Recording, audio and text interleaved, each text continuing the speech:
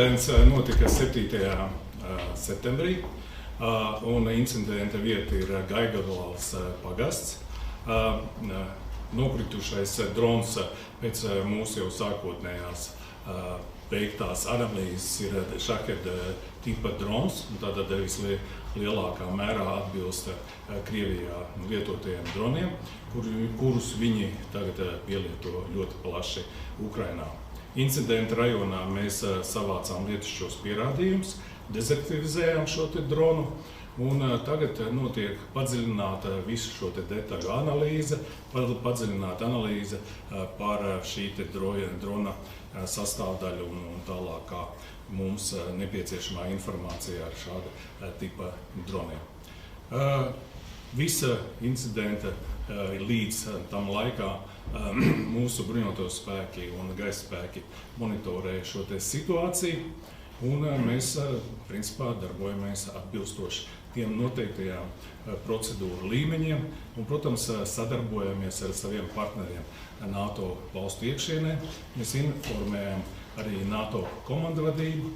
Mums bija cieša informācijas apmaiņa arī ar mūsu kaimiņiem.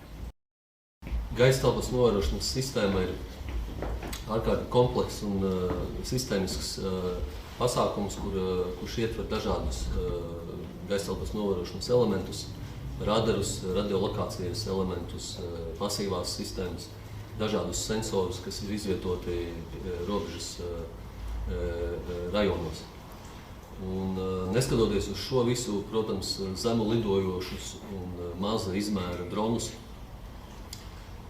ir grūti redzēt, neskatoties uz šo izaicinājumu. Bruņotie spēki nepārtraukti monitorēja situāciju un darbojās atbilstoši noteiktajām procedūrām.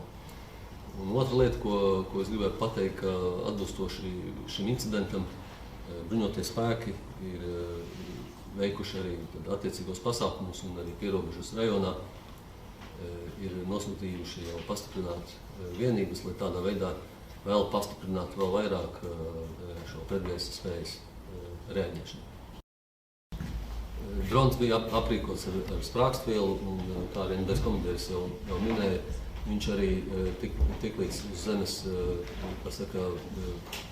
attiecīgie dienesti šo dronu jau paņēma, tad arī attiecīgā sprākstviela tika iznīcināta.